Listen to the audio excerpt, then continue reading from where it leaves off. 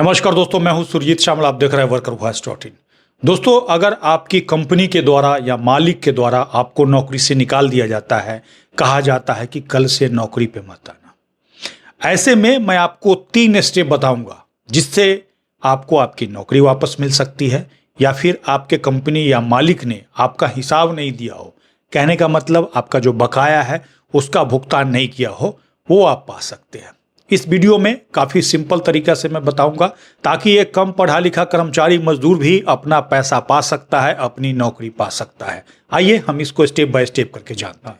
दोस्तों, आप कहीं भी काम करते हो, चाहे होटल, रेस्टोरेंट या किसी कंपनी के अंदर क्यों ना हो, कम पढ़े लिखे हो या ज़्यादा पढ़े लिखे हो, एक ऐसा समय आता है जब किसी कारणवश आपकी कंपनी के द्वारा या फिर मालिक के द्वारा ये कहा जाता है कि कल से काम पर मत आना। तो ऐसे में आपके सामने एक बहुत बड़ी विकट परिस्थिति खड़ी हो जाती है। मैं भी इस टर्मिनेशन को झेला हूँ, यानी कि नौकरी से निकालने के दर्द को। कैसे लोगों को परेशानी का सामना करना पड़ता है, और तो और उनको ये पता नहीं होता है कि ऐसे में क्या करें, क्योंकि कल से हमारा बच्चा क्या खाएगा, हमारा परिवार कैसे चला गया, इसका बहुत बड़ा लोगों के ऊपर टेंशन आ जाता है। हमारे पास आज से तकरीबन 2 दिन पहले एक साथी कर्मचारी का फ़ोन आया और उन्होंने बताया कि हमें काम से निकाल दिया गया है। किसी कारणवश किसी स्टाफ के साथ कुछ विवाद हो गया था। विवाद होने के बाद एचआर को जाकर के बोलता है और उसके बाद मुझे ये कहा जाता है कि कल से मत आना। और ऐसे में पिछले 2 महीना से मैं काम पे नहीं जा रहा हूँ और ना ही वो मुझे बुला रहा है। और तो और उन्होंने ये भी बताया कि मैंने व्हाट्सएप पे मैसेज भेजा कि सर मैं आऊँ, लेकिन कोई जवाब नहीं आया। तो ऐसा गलती आपको नहीं करना है जैसा कि उस साथी कर्मचारी ने किया।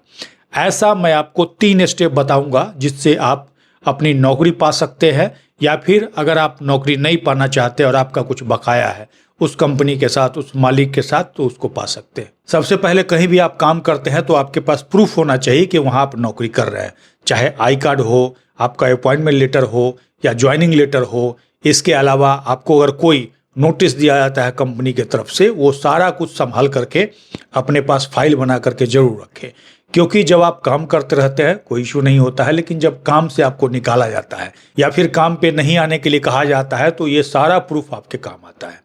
और जैसे ही आपको ये कहा जाए कि कल से काम पे मत आना, तो आपको ऐसा नहीं करना है कि जाकर के आप बैठ गए या फिर गाँव चले गए। सबसे पहले आपको क्या करना है कि अगर आपके एचआर के द्वारा या फिर आपके मैनेजर के द्वारा या फिर आपके टीम लीडर के द्वारा ऐसा कहा जाता है तो एक मेल जरूर करें। किसको करें? तो जो हायर अथॉरिटी है, एचआर मैनेजर हो या फिर आपके सीएमडी हो, क्योंकि जब आपको कह रहा है कि नौकरी से निकाल ही दे रहे हैं तो आपको रिस्क लेने में क्या दिक्कत है, क्योंकि अभी तक तो आप नहीं बोल रहे थे इसीलिए कि कहीं हमारी नौकरी ना चली जाए। अब जब नौकरी चली गई है तो एक बार लड़ करके ही देखना चाहिए। तो ऐसे में मेल कीजिए कि फलाना व्यक्ति ने, एचआर मैनेजर ने या फिर जिसने भी आपको नौकरी पे कल से नहीं आने के लिए बोला है, उसको लिखिए। और सबसे पहले अपने बारे में पूरा लिखना है कि कौन से विभाग में काम करते हैं, आपका एम्प्लॉय नंबर कितना है, कब से काम कर रहे हैं, काम में कोई शिकायत नहीं है, पर्सनल रीजन या प्रोफेशनल रीजन जिस वजह से भी आपको ऐसा बोला गया हो, सबको बर्नर करते हुए आप उनसे अपने आवेदन के माध्यम से लिखित में अनुरोध करें कि आपको काम पे बुलाया जाए। उसको आप ईमेल से भेज सकते हैं, ईमेल आईडी नहीं है तो एक स्पीड पोस्ट जरूर कर दें। उसके बाद आप कोशिश करें कंपनी जाने की। उसके बाद भी अगर आपको गेट पास नहीं दिया जाता है या एंट्री नहीं करने दिया जाता है तो कम से कम 6 या 7 दिन इस लेटर को भेजने के बाद वेट करें। तो ये सबसे पहला स्टेप हो गया। इसके बाद दूसरा स्टेप है, उसमें आपको क्या करना है। सबसे पहले आपको ये देखना है कि आप स्टेट गवर्नमेंट के अंदर आते हैं या सेंट्रल गवर्नमेंट के अंदर, क्योंकि यहीं पे मामला फंसता है।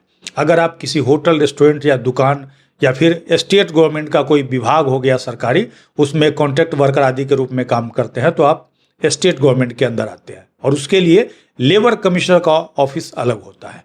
और अगर आप सेंट्रल गवर्नमेंट का कोई विभाग हो गया, जैसे रेलवे हो गया, पोस्ट ऑफिस हो गया, एम्स हो गया, इस सब के अंदर काम करते हैं कॉन्ट्रैक्ट वर्कर या डेली वेजर आदि के रूप में, तो आप सेंट्रल गवर्नमेंट के कर्मचारी माने जाएंगे। तो ऐसे में आपको ये पता करना होगा, अगर आप स्टेट के हैं तो स्टेट का लेबर कमिश्नर ऑफिस कहाँ है, और अगर आप सेंट्रल के हैं तो सेंट्रल गवर्नमेंट का लेबर कमिश्नर ऑफिस कहाँ है।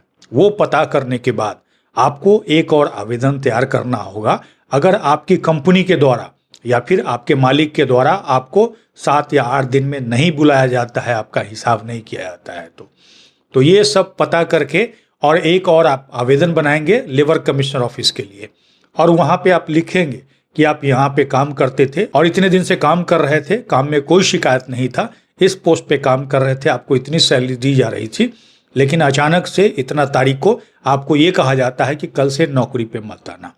ये सारी बात को लिखते हुए आपने जो अपने विभाग में या अपनी कंपनी को लेटर लिखा है उसका भी जिक्र करेंगे कि इतने तारीख को हमने कंपनी से अनुरोध भी किया, उसके बाद भी 7 या 8 दिन बीतने के बाद अभी तक हमें नहीं बुलाया गया है। इसीलिए मामले का संज्ञान लेकर आईडी एक्ट के तहत इनके ऊपर कार्रवाई करते हुए हमें नौकरी बहाल करवाया जाए, ऐसा लिख करके और उनके ऑफिस में जा करके आप इस कंप्लेन को दर्ज कराएं। ये हो गया दूसरा स्टेप।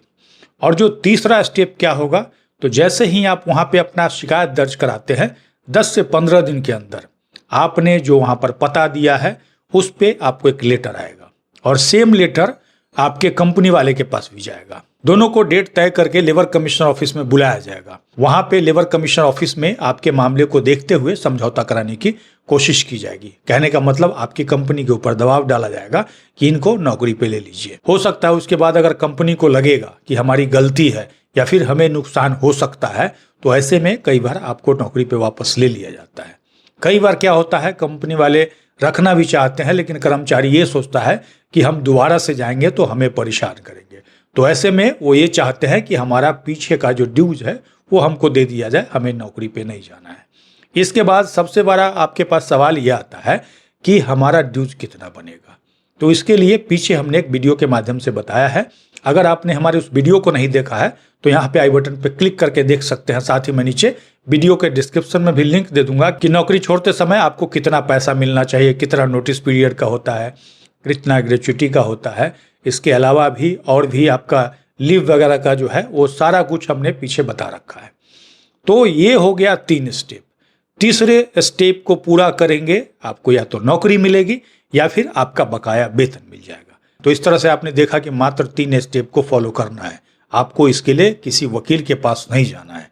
आपको क्या लिखना है, कैसे लिखना है, पीछे हमने एक वीडियो में बता रखा है। इसके लिए आप सीधे जाकर के हमारे चैनल पे देख सकते हैं।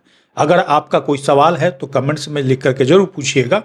इस वीडियो को अधिक से अधिक लोगों तक पहुंचाइएगा ताकि जो लोग भी जरूरतमंद साथी हैं उन तक ये इन्फॉर्मेशन पहुंच पाए। अगर आप हमें फेसबुक पे देख रहे हैं तो पेज को लाइक करेंगे, यूट्यूब पे देख रहे हैं तो चैनल को सब्सक्राइब करेंगे। इसी के साथ मैं विदा लेता हूं। जल्द ही एक नई जानकारी के साथ मिलते हैं। धन्यवाद।